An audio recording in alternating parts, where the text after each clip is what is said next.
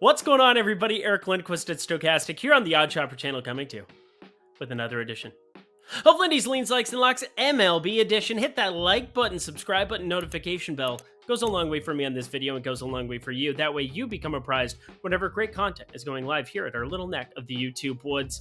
Right now, Houston just went behind 4-2 after being up 2-0 right from the get-go. I don't know why Jack Sawinski's hitting homers off Christian Javier, but that's a thing that I'm sweating in the world. St. Louis is going to be a big spot, looking for 2 homers, either from Goldschmidt or Arenado. Anytime they face a lefty and you're getting around plus 300 or better, my lord, it's good stuff. So I'm feeling pretty good about the card still, even though it's an interesting little start. We're going to be looking at the... Going to be looking at a lot of things as the late night hammer comes up, and then got the NBA streets too. Check out NBA Lindy's Leans, Likes, and Locks every single day throughout the play-in tournament into the NBA playoffs. Great job, a great time. I just made a killing over there, so looking very much forward to helping you guys with everything that I possibly can in the NBA streets. But check out Bet365 if you haven't already. It's only available in 4 states: Colorado, New Jersey, Ohio, Virginia. If you're in one of those 4 states, you can sign up at the link below. Get yourself $200 in bet credits when you bet $1, just $1 on absolutely anything on the board. So just do that, yeah? What a good idea. I just had it. It's only if you're 21 and over, and if you have a gambling problem, please call 1-800-GAMBLER. But time to get to it. 15 games, every team playing baseball again. And then I'm going to be doing an NBA video after this, so looking forward to that. Let's just get to the picks, shall we? There's a song called All I Need Is a Miracle, All I Need Is You, and I need Houston to find some way to start smacking around the Pirates like they're supposed to. But if not, we have another chance to go after it here on Wednesday in the morning, super early, kegs and eggs, if you will. Jose Urquidy on the mound going up against Rich Hill. Urquidy, this is very strange to see his numbers through the first couple starts because they're really, really good. He's always been the back-end starter for this team. Last year, that's what he was, 5th starter. Lance McCullers Jr. came in during playoff rotation, is what it is, but just a 19.7% K rate during that season. It's up to 25% through 2 starts, so I'm not going to read too much into it, but this is obviously a phenomenal matchup against a Pirates team that's missing a very obvious lefty in O'Neal Cruz, who's very good at hitting baseballs hard. They don't have a lot of those other lefties, contrary to what Christian Javier is allowing right now and making me sick and whatever. We're going to continue on because Rich Hill on the other side, I don't know why a 55-year-old Rich Hill is playing baseball, but here we are. Just going to be targeting him with righty power, and there's enough of it with Bregman at the top of this lineup. Jeremy Pena, if he could start joining the party, that'd probably be good for Houston fans. Not that there are any of us that aren't from Houston. You know what I mean. Bang the trash can. Bang a gong, get it on. Jose Abreu's pretty good at hitting the old lefties too, so there's enough there. Got Kyle Tucker, who's going to be good against everybody. Yordan Alvarez hits lefties very, very well too, even from the left side. So Houston, pretty straightforward that if I were to go anywhere here, I'm going to be leaning on the Houston money line side. In fact, not just leaning, I'm going to be liking it. So click, easy one, parlay piece in the early window of games if you'd like that. Minus 155, straightforward, chalk is what it is. Houston, money line, next. Hey, we got 74-degree weather in Minnesota. Rejoice, hey! My homeland, my family's all warm and fuzzy and all that stuff. It's about damn time you could live in the Southwest and just be warm all the time, but that's just the decision for other people. We have the White Sox facing the Twins here. Pablo Lopez got off to an interesting start, then Buxton hits a 2-run homer to start off that first inning. Hopefully he didn't have the NRFI there. No runs first inning. A lot of people asking me for those plays. I think it's a very tough market to be bidding long-term, so I just kind of stick to the rivers and the lakes that I'm used to as if I'm TLC. It just works out for me. You see? It's how I be. But let's talk this spot. We got Lucas Giolito going up against Sonny Gray, and Sonny Gray, the tale of 2 starts, if you will. Effective in both. Beat Kansas City, giving up no earned in his first start, but just 1 strikeout, 4 walks, 7 ground balls. He flipped the script, or I just flipped the switch. A little bit of that. Sonny Gray just went nuclear against Houston. 13 strikeouts, only 1 walk, and just 3 ground balls. So 2 different ways to get it done, but that just tells you matchup based. He could just play to his competition, I think. And Sonny Gray, it's 2 starts. We're not going to start going absolutely nuts here, but Chicago, Yohan Moncada, Tim Anderson, I feel like they're missing some pieces, even though they found ways to be effective in that first inning against Pablo Lopez, is what it is. I think we're going to be all right, trying to be, just Sonny Gray seems decent enough. Lucas Giolito, though, this guy, former Cy Young contender, off to a really rough start yet again in 2023. Not going to call him washed yet. He still had some strikeout stuff that first outing against Houston. Found ways to be successful. Didn't factor into the decision in 97 pitches. But then he faced Pittsburgh and got blasted. Just 77 pitches of work, 8 fly balls, only 3 strikeouts, and 12 hits allowed. I don't know what's going on. I don't know why he can't be consistent. I don't understand. He didn't even have a walk in that outing. Just getting hit. Hard contact constantly. And sometimes BABIP, batted average of balls in play can look a little bit wonky in these spots, but I think based on his season last year, we're looking at just a very regressed Giolito, and it is what it is. I'm going to be leaning, the Minnesota money line side as a result, but I'm not all that enthusiastic of backing a lineup that's now without Max Kepler, now without Joey Gallo. No Carlos Correa in the lineup here on Tuesday. Maybe they get him back Wednesday in the morning, but we'll find out tomorrow. It just doesn't feel all that enthusiastic of a lineup to be laying minus 150, but sounded great. Keep it going. I'm going to enjoy this one anyway. No line yet out with this one because there is no Cleveland Guardians pitcher announced yet. I'm pretty sure, based on what happened on Monday, him getting recalled from AAA, it's going to be Peyton Battenfield, which is 1, a fantastic name, and 2, not a fantastic pitcher based on what I'm looking at. Scouting report not all too kind to the kid. Cutter's his best pitch, fastball's his worst, literally 0 strikeouts at the AAA level last year or in his first start of the year over there. Seriously, just a 17% strikeout rate over 2022. I'm sure that'll go smoothly against Yankees bats. There's a couple of them, just throwing it out there. But no Tristan McKenzie, no Aaron Savale here for Cleveland in that starting rotation. They need somebody out there. And can he be serviceable and just turn it over to this pen that has just proven to be good year in, year out in Cleveland? That is yet to be determined, but I gotta say, gonna have to side probably with the Yankees bats in that battle.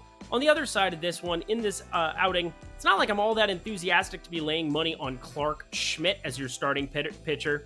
He's yet to get out of the 4th inning this season, only 8 strikeouts, 5 in his first outing, 3 in his second, 76 and 84 pitches, and I don't like anything that I'm looking in terms of this mix.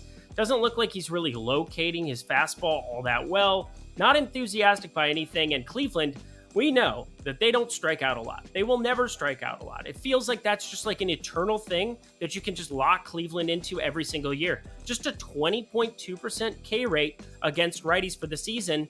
And in baseball, the 6th best walk rate, 12.3%. They have guys at the top of that lineup who can run it. Even though they only have an 81 WRC plus through the early going of this season, there's a lot of baseball to be played, and I think that they find some form. But I'm still going to lean on the Yankees side. Anytime somebody's taking their first crack at a Major League Baseball outing, and they're going up against a Yankees juggernaut like this, makes sense. But I need to see a line. I don't give out plays if I can't see lines. Always try to call those leans no matter what. So just have on my radar, Yankees, even with a terrible starter in Clark Schmidt, think there might be some value there. If they're going to be minus 140 or greater, just stay away. I feel sharp about one thing this baseball season, and that was calling Blake Snell getting just blasted from the early going. We get another crack at trying to go up against him here in this spot. Just hasn't been a pretty season for him so far. 4 1/3, 3 2/3, has not made the 5th inning, not locating his fastball well. 9 strikeouts against Colorado. A lot of people are going to have 9 strikeouts against Colorado. And then just 2 against Atlanta. A lot of righties that you can stack up there. And you look at this this Mets lineup that is not just Pete Alonso, who will strike out from time to time. You could pencil him in for probably one against Snell here. Marte. You get Tommy Pham, who last year had a great year. Not really seeing it so far this year, but Francisco Lindor, switch hitter. I wish they had J.D. Davis in this lineup. That'd be useful. Eduardo Escobar, switch hitter. Lots of righties that they can stack up against Snell here. I think he'll find a way to have more strikeouts than we saw in that outing against Atlanta, but I still think he is going to be giving up tons and tons of hard hit all season long. And when you're walking guys at the kind of clip he has routinely throughout his career, up to a 12.2% walk rate already through 2 starts this year, you're going to run into issues. Hard contact plus walks means people maximize damage against you when those strikeouts aren't there. So I think you're looking at a guy in Tyler McGill. Yeah, me and Tyler McGill on the other side. That's where I want to be going. 32.3% hard hit percentage here. He's basically getting a stint as the 5th starter for the Mets in the absence of Justin Verlander right now and running with it. Really rough 2022, 4.31 expected ERA, 5.13 actual ERA. But the Ks have been there, 25.5% in that season.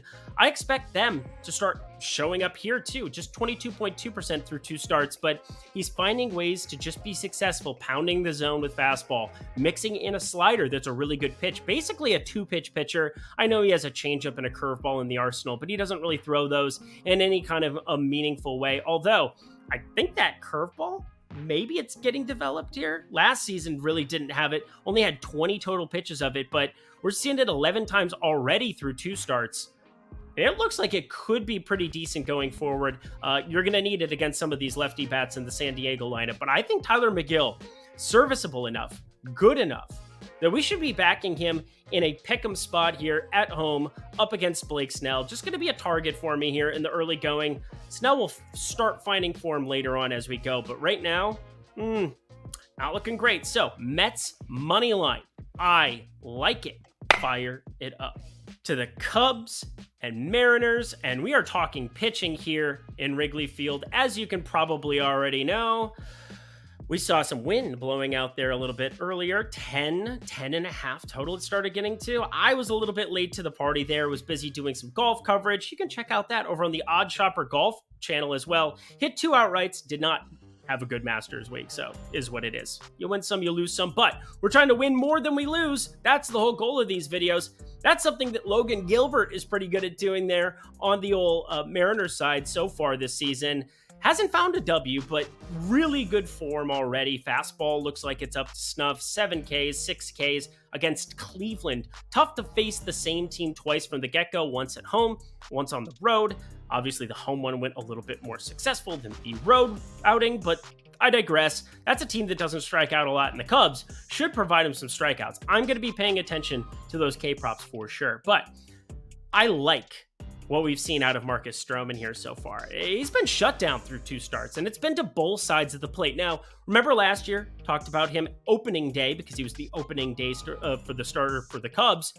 I thought he could find some strikeouts against that Brewers lefty-heavy lineup where he sees a 5% difference in terms of strikeout rate from one side to the other, although he does have traditionally giving up power, more average, more slugging to lefties, traditional platoon split kind of stuff. But Stroman, been really impressed with him through 2 outings, and that's not something that I just lightly throw out there. I've always thought that he was a pretty blank strikeout guy. I always thought that he wasn't exactly useful if he wasn't painting corners, because I just don't find his pitch mix to be all that impressive. But if you're going to be inducing ground balls at this kind of a clip, like at this kind of an elite clip going forward, wind game be damned, I think he's still going to find some strikeouts against these lefties. 8 and 6 so far. You get Jared Kelenic, you get Colton Wong, you get some guys that I think he'll be able to find some success against from the left side of the plate. So 5 hits through 2 outings, 12 total innings. That's really good stuff out of Marcus Stroman from the early going. I'm going to be leaning, though, to Logan Gilbert just because I have to give something here and I don't have the total. But I want you to know the total I'm more interested in, if it's going to be something that's 8.5 or lower. And I'm looking at K props. I'm looking at Marcus Stroman. If I can get north of 5.5 Ks there, something in the -120, -130 range, that's projecting out well for me on my sheet. I'm seeing it. Looks nice. But I expect Books to start reacting to some of the changes in his arsenal. Better stuff right now. But Seattle money line, hard to go against Gilbert right from the get-go. Oh my God. It is so ugly. We have the Cardinals facing the Rockies. And I don't really want to talk about starting pitching here, but we kind of have to. I want to throw it out there, though. It is April 12th, and it is expected to be 80 degrees in an afternoon ball game in Colorado. And that means runs can be expected against terrible pitchers. And Jack Flaherty, he's not a terrible pitcher by any means. He's a lot better than we're going to talk about on the other side of the mound, but still not in love with a lot of his pitch mix. And we've seen one major flaw now through 2 outings. That is the walks. The man is, living on a prayer. I listened to that way too much in college. We all did. I think we're all over it, except for at weddings. like 12 deep. You know what I'm talking about. But 13 walks through 2 outings. That is not good stuff. He still found a way to a 1.80 ERA, but regression monster, it's a real thing, and it's really going to hurt if he continues to give up walks at this clip, because eventually, you know what you do? Is you give up a bomb, or you get a double into the gap in Colorado at the best pitcher's park here. Looking at his pitch mix, though, talk about it all the time. All I care about, how many ground balls can the man possibly induce, is more prone towards the ground balls, so that's at least a plus. But a 1.70 whip through 2 outings, not going to go crazy against him, but definitely think that he's targetable, at least with a couple of these lefties, the Ryan McMahons and the Charlie Blackmons of the world. But this is all about Jose Urena, and Jose Urena is garbage. He is terrible. He is no good. He is very bad, and all we've done this entire season is target him, and he has not let us down once. 2 1/3, 2 2/3, whacked around constantly. 3 home runs already, 12 total hits given up, just 1 strikeout in 2 outings. That's the kind of stuff that I was expecting last year from Jose Urena. Glad that he's living up to the hype for us in the best of ways, or the worst of ways if you're a Rockies fan. Telling you, there's one play from this game and one play only, and it's the over of 12.5. I repeat, 80 degrees. I also think you could probably pair the St. Louis run line, because I expect them to do a majority of the damage. So lots of options here in this Colorado afternoon game, but 12.5, that's the biggest total we've had by a wide margin. Actually, just by a total run. Other one being at Coors Field itself. But yeah, Nolan Gorman, going to be betting him to hit a homer. Pretty sure. Brendan Donovan, I know there's not a ton of power there, but probably going to be betting him for a homer too. Lots of opportunity for St. Louis here. Let's fire it up. Over 12.5. Attention, Colorado, New Jersey, Virginia, and Ohio. You 4 states have a great opportunity to get yourself some bonus bets in the most ridiculous of ways. I've never seen a deal quite like what we have with Bet365 right now. You sign up in the link below. You deposit $10 or more into Bet365 into your new account that you'll set up down there. It takes all of about 2 minutes to do. And you bet $1, you're going to get $200 in bonus bets. Do you know how ridiculous that is? To just get $200 by putting $1 into something? Yeah. You see all those guys online hitting 14 and 15 leg parlays. You see everybody just going completely nuts in that department. Well, you'll have plenty of opportunities, but you're guaranteed to hit a plus 20,000 parlay simply by betting $1, getting $200 in bonus bets. Yes, that is the payout structure for Bet365. Great stuff, great sports book. Again, only 4 states have it available: Colorado, New Jersey, Ohio, Virginia. But if you are in one of those 4 states, please do yourself a service. Do it for us. Do it for the small guy on the side who can't get into this offer. Bet $1, get $200 in bonus bets at Bet365. It's only if you're 21 and over, and if you have a gambling problem, please call 1-800-GAMBLER. Alrighty, y'all, lots of picks to come. Let's get to it. Analysis is going to hit a little bit of a wonky spot here in this one. The Brewers heading to Arizona for another round of goodness, but as of about 20 minutes ago, 20 minutes ago, Brandon Woodruff got scratched. It sounds like he is going to be put on the IL. So everything you're seeing on this side of your screen, this was projected with Brandon Woodruff pitching, who was off to a fantastic spot. Now, my guess, again, I have no idea, but my guess is that Jansen Junk is going to be getting on a plane. Yeah, you heard me. That's a real baseball name. Jansen Junk, he's in AAA. I think he's a decent enough pitcher. At least he was with the Angels once upon a time. AAA Nashville. Sounds like he's been the guy there. And it looks as though his last outing was 4 days ago. So I think Jansen Junk is probably the guy who comes in on short notice here. This number is going to look completely different. I just want to throw it out there. But Jansen Junk, not somebody that if it's going to be him, again, this is just a guess on my part. If it's going to be him, I'm not completely in love with going and targeting him here. We'll see exactly what the word is, though, coming from Milwaukee. But Brandon Woodruff, those are what these numbers are adjusted for. And yeah, he will not be pitching because hard to do that from the injured list. Arizona on the other side, though, we do know who's going for them. Dre Jamieson. It's going to be a glorified bullpen game. We did see him stretched out to 66 pitches, but just 38 and 26 in relief spots. I don't know what to think about him getting a turn in the rotation here, but I gotta think it's going to be short-lived. He's been good so far, minus the walks. Yeah, had a plenty amount of them. 5 already now through less than 9 innings of work, but 2.16 ERA, 1.20 WHIP, things look good through 3 starts. He did pitch 4 days ago, though, so kind of running into the same thing as Jansen Junk, where 5 days rest, standard rest, but not if you're not a traditional starter. So I don't know how far Dre Jameson's going to go into this one. Arizona, I have as a below average bullpen, looking at 23rd in my model out of all 30 MLB teams. So take that for what you will. I'm not in love with the Arizona money line, but I think I'm going to be leaning that until there's more confirmation about Milwaukee's situation. I repeat, though, Jansen Junk is who I think it will be. He's been really good through 2 starts at AAA. Just need more information tomorrow. If you want to know what I end up doing here, hit me up at Eric Lindquist on Twitter or in the comment section below. Let me know what the line is. Happy to tell you if I end up having a play on it or not. But Arizona money line, that's the lean as of right now. We're past the halfway point now. We're heading downhill. Well, downhill, not in a bad way. Just saying, hit the like button, hit the subscribe button, notification bell, do all the nice things for me so I can give you the nice analysis on this one. Weird spot. Edward Cabrera on the mound going up against Zach Wheeler, and generally Zach Wheeler you would see north of minus 200 in these kind of spots, which has the alarm bells kind of going off for me. Similar to what we had with Sandy Alcantara, where it was just like, what am I supposed to do other than bet it? Like, obviously, I feel like I'm supposed to be betting this, but now I'm second guessing myself and I keep flip-flopping. But this is a numbers game when it comes down to it. And generally speaking, if you go back a year, you would never run into this kind of a money line with Zach Wheeler going up against Cabrera here. But Edward Cabrera, been serviceable in terms of expected batting average, expected slugging now through the first 2. But the Ks are not there, and the walks are just a major problem. They're going to continue to be his bugaboo.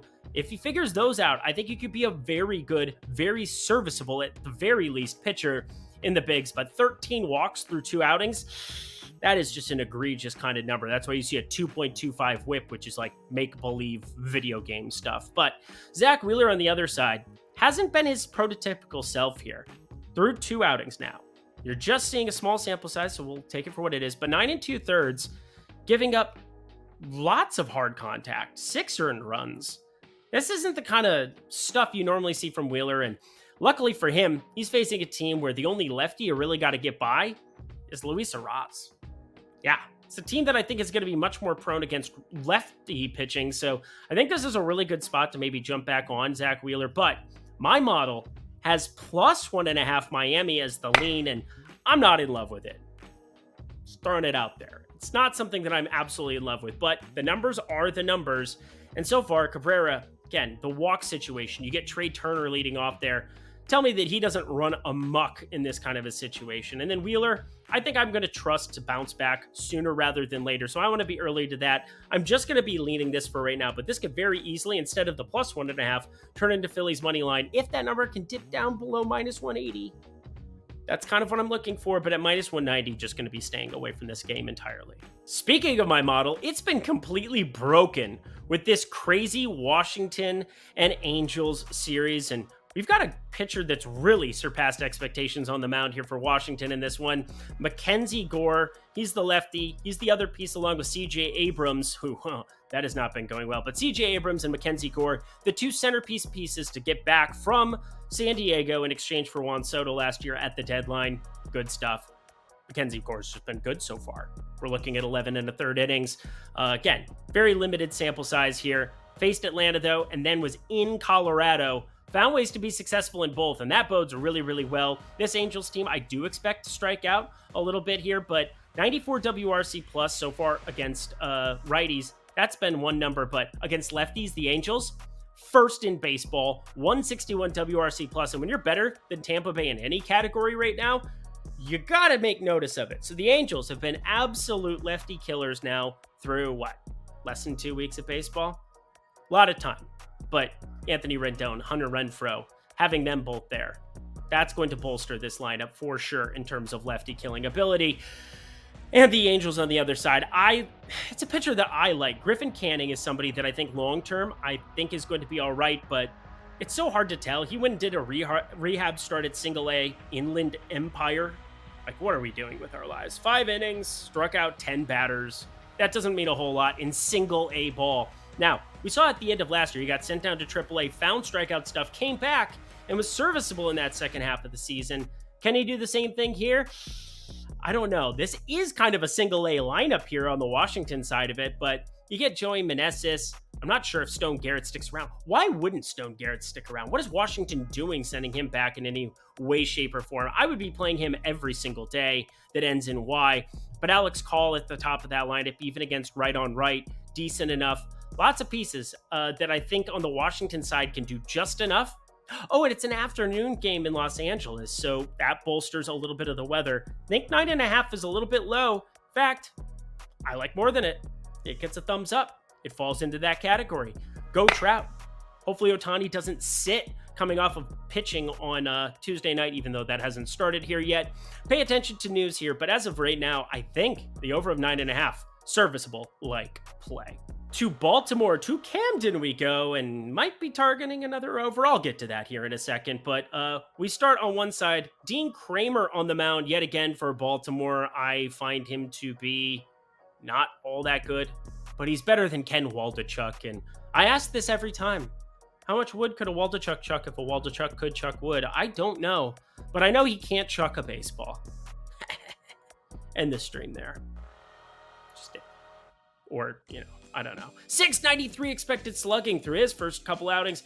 That's not good. 34.3% hard hit is good, but a lefty, he does get that bolstered left field. We saw Austin Hayes smash a baseball. There would have been a home run in every park except for Baltimore. Ridiculous what they did to that left field fence. It is truly a blessing from whom all blessings flow. Being able to be on that left side, to be a lefty pitching in that park, no doubt about it. But still, he's so bad that I think we still got to be targeting him with a lot of these pitchers. And I think I'm going to have to target Kramer as well. Sure, the ace, they're not very good, but neither is Kramer. 439 expected WOBA, 664 expected slugging. Anything that gets close to Ken Waldichuk in that kind of an order, not going to project out that good. He is a righty. Those lefties, not all that prominent in the Oakland lineup, but I don't care. Looks like it'll be decent enough weather that we're looking at there. Have to be targeting it. Just have to be. But I can't pull the trigger yet. Over 8.5 going to be a lean for me until I see what that weather is. I want some wind blowing some direction out to left there. Give some people some help. But being a lefty is such an advantage in Baltimore right now. It's just absurd. And why doesn't Baltimore go get themselves a lefty who's any good? What a concept that would be. All righty starters. What are we doing here? Whatever. I'm not running the team. I'm just betting. Over 8.5, just a lean. This team's been a wagon. We've got the Tampa Bay Rays trying to go infinity and O. Are they ever going to lose? They're up 7-1 right now on Boston in the bottom of the 7th. They're going to go 11-0 going into this game. Round 2 with the Rays, and it's not going to be Jeffrey Springs on the mound. It will not be. But it's going to be another lefty on the other side. Chris Sale going here. That's going to be a very fascinating spot in this one. Gets the extreme pitcher's park boost that you get going and pitching in Tropicana. And boy, does he need it. We're talking 4 homers now through 2 outings. Has seen the strikeouts come back, 13 of those through 2 outings. But Baltimore and Detroit being those outings. And now you're facing a Tampa team that just smashes baseballs, even in a pitcher-friendly park like Tropicana. Pretty fascinating. Oh, and did I mention when I gave the Angels analysis, the Tampa Bay, a 150 WRC plus against left-handed pitching so far this season, and a 555 slugging, trailing just the Angels in both of those departments? Yeah, it's a small sample size. Yeah, we're just getting the season going, but Mike Trout, Hunter Renfroe his entire career against lefties, Anthony Rendon, Shohei Ohtani against everybody. When you're better than that in Tropicana, pretty wild stuff. So Chris Sale's got his work cut out for him facing the Hanley Ramirez's and the Manuel Margot's and the Randy Arozarenas. I mean, it's just going to be ridiculous. By the way, it's Harold Ramirez. I didn't mean, hopefully I said that either way. Everybody's fact checking these days. Isaac Paredes as well decided to go yard, join the fray, hit his 3rd of the year this year tonight too. You got to just back this money line minus 120, right? Yeah, I think we have to, especially because Tampa Bay, they've got a really good prospect going on the mound for them. Taj Bradley. I don't expect him to pitch far into this one. Hasn't exceeded 55 pitches in either of his outings so far at AA and AAA. AAA Durham. Hey, Durham Bulls. That's good stuff. But Tampa Bay money line, you just ride the wave, guys. You just ride the wave. And oh yeah, Adam Duvall continuing to be out. Good stuff. Oh, we've reached the point of our program, the only lock on today's 15-game slate. We have the Tigers, who are currently beating the Toronto Blue Jays, top of 4. why I couldn't pick talked about it last night. Matt Manning. Talked about it yesterday. Matt Olson. I screwed up. I didn't bet the Mats. I hate when I give the analysis and I feel really good about something, then you get carried away with the day and you bet the things that you wanted to bet, all the likes and the locks and I just need to lean with it, rock with, feeling the flow, doing the dance, feeling the flow. Let's get to it here because we are locked in for this one. Eduardo Rodriguez, lefty himself, Erod, once upon a time, one of the most unlucky pitchers in baseball. Now, been living on a prayer. We're going to run that back, but not sing it this time. 3 home runs now through 2 outings. That's not good. 15 fly balls total. That's not good when you're facing Toronto in Toronto. 6.30 ERA. I didn't think he was going to have a good year, and neither did anybody else. I did not know what we were going to get out of Kevin Gausman, though, and boy, am I happy that it's really good stuff because he's on my year-long team, my important year-long team, that is. 14 Ks through 2 outings, 3 walks total, no homers, just 0 earned runs. Yes, 3 runs that he gave up came by way of an error in St. Louis, so he has 0 earned runs on the sheet right now. Detroit against right-handed pitching is going to be a beautiful thing all season long. I expect them to be bottom tier. 23.5% K rate already against righties this season. That's more middle of the pack. I expect that to move north very, very quickly. Just a 154 ISO, 716 OPS, and a 92 WRC plus in the early going. Excuse me, no, 61 WRC plus. We're talking second worst in baseball. I was going to say, I knew that was different. Had 2 things combined in analysis, but whatever. The Toronto Blue Jays are just primed to erupt here against Erod. You get the righties, Matt Chapman having an unbelievable year. This is the dude Toronto wanted from Oakland, and they got it now. Vlad Guerrero Jr., George Springer, Dalton Varsho against lefties even. He's just hitting everybody. It's good stuff. Batting .306 in the early going. Lock -1.5, -125. That should be -140, -150. We've seen 2.5. Again, plus 2.5 to the run line, -135. Give me the -1.5 at -125 inside of that number to be backing Toronto. They go nuts against Erod. Kevin Gausman mows them down. I predict the future like that. Could see this game being about 7-0. Yeah, we'll go 7-0 if you want an exact score play to throw in there too. But Toronto, -1.5, fire it to the moon. Cincinnati and Atlanta coming up here next, and these are 2 pitchers I'm absolutely in love with and could not possibly say nicer things about, except for Hunter Green. You've been disappointing so far, and now you're facing Atlanta, and they're really, really good. Spencer Strider, though, is pretty darn incredible. 2.46 ERA. The strikeouts, 18 of them through 2 outings. I bet he just mows down Cincinnati again. Yes, they have some really good lefties. Talked about it. Thought that they made good targets, and of course, they're going nuts here at the given moment, too. It's just insane how the things that I didn't bet are just whatever. Cincinnati, it's 5-4 now. Over's about to hit in that one for sure, but top of 5 Cincinnati at bat. Wild stuff. What a wild slate today is, but lots of baseball early going here. We got to take advantage, and Hunter Green needs to start taking advantage of getting ahead in counts, because when he's ahead in counts, things are really, really good. But he's been behind in counts a lot. We've seen 6 walks, 3 in each of his first 2 starts, and that was against the lowly Pittsburgh Pirates, and the Phillies. Has not reached the 5th inning yet. Gonna be hard to imagine that this is just like some phenomenal spot, but I do have a little bit of hope. Michael Harris continues to be out here for Atlanta. He's on the IL. Matt Olson is the one lefty you really need to get by here, and I get it. Righties. Atlanta's still going to find ways to be successful against them because they're just that good. But just a 92 WRC plus against that handedness, and just a 393 slugging now in the early going of this season with a 319 WOBA. 319 WOBA looks all right. That's middle of the pack, but otherwise below average numbers for a team you would expect to be a lot better than that. And Spencer Strider on the other side, yeah, we talked about righties. Also, Cincinnati's going to be much better against them, 100 WRC plus.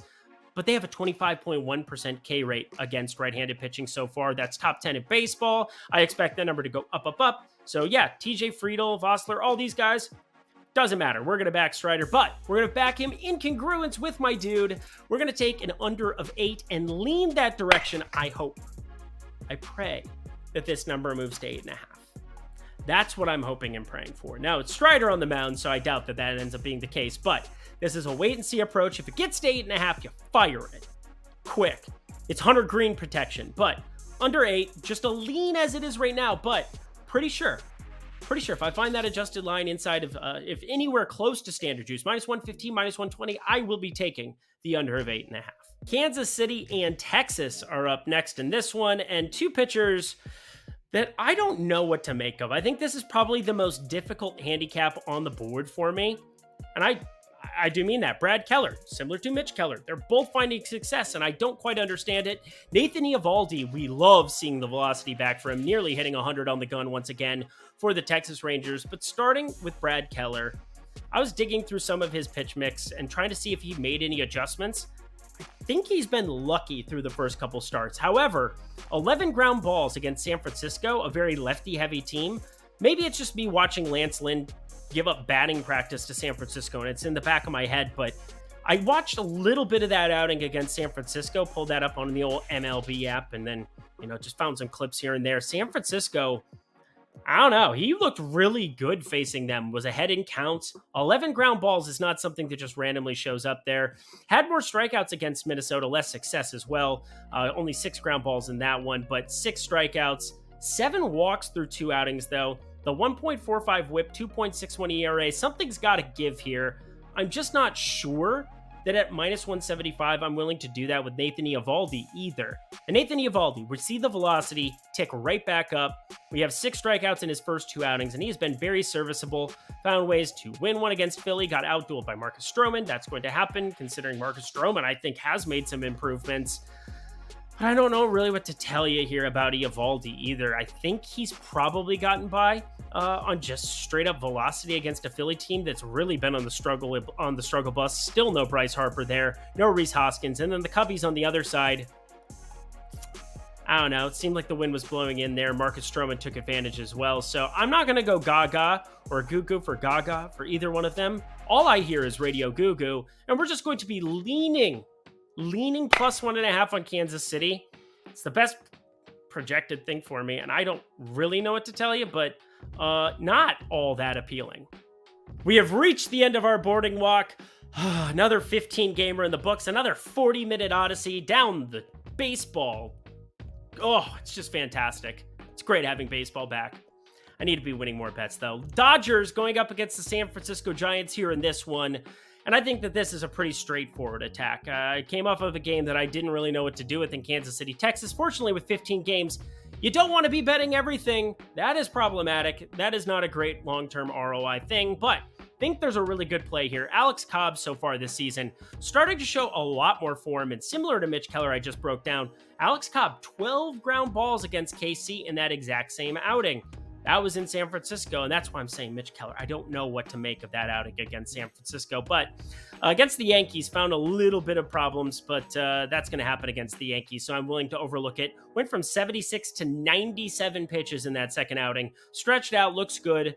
It's an evening game there in San Francisco, and contrary to what we saw on, Monday with the Dodgers, going completely batshit crazy, I do expect him to be able to just find a little bit of success. You got to get by Freddie Freeman, James Outman from the left side. Been a pretty great story for the Dodgers as well. But Clayton Kershaw hits the bump here for the Dodgers. And we should know by now that Clayton Kershaw, when healthy, is still going to be one of the best pitchers in baseball. He did have the win against Arizona in his first outing, went completely nuts, 9 strikeouts. Arizona made some adjustments in Arizona, ended up beating him there in that one, but still induced 11 ground balls himself there. Everything looks great in his pitch mix, 1.08 whip, never going to be the dude who beats himself, just 2 walks now through 2 outings. I like both pitchers to succeed here. An 8 total feels a little bit high. Maybe they're just giving a little bit of a bump to the Dodgers offense, but I don't see how the Giants find success against left-handed pitching this season. I just really don't. We're already starting to see that in the sample size. They are dead last in baseball, 47 WRC plus. I know it's a very limited sample size here, and Detroit's down in the doldrums with them, but a 38.7% K rate against lefties as well. Very limited sample size, but their best hitters are lefties, so it shouldn't surprise anybody. Just throwing it out there, the under of 8. I like it. Almost locked it, but I like it a lot for Wednesday's slate. Good way to get out of here and hit it up. And that does it for another edition of Lindy's Leans, Likes, and Locks MLB edition. Hit that comment section below. Let me know your favorite plays for Wednesday's slate. Gonna be a fun one. Bet365, available in 4 states. Just to repeat them for you: Colorado, New Jersey, Ohio, Virginia. Bet $1, get $200 in bet credits. That's about it. I've done a million videos. Excited to have the day just about done with. We got some NBA, and I gotta watch my Timberwolves. That's gonna be really difficult. I think it's gonna be difficult. Hopefully I'm wrong. But not really, because I did bet Los Angeles -7.5. It's amazing how that'll take precedence over your allegiances from time to time. But I'll be back here talking MLB on Thursday, just talking to myself as we get out of here. I'm going to leave. I'm Eric Lindquist. Until then, best of luck in the MLB streets on Wednesday.